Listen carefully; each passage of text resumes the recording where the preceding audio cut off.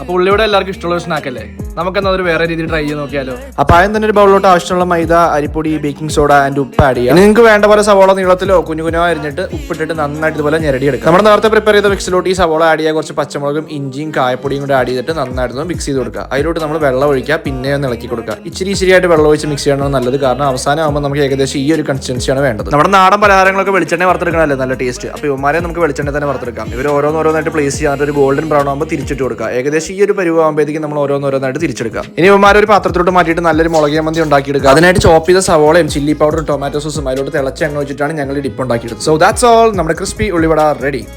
ഇതെങ്ങനെയുണ്ടെന്ന് നോക്കിയാലോ.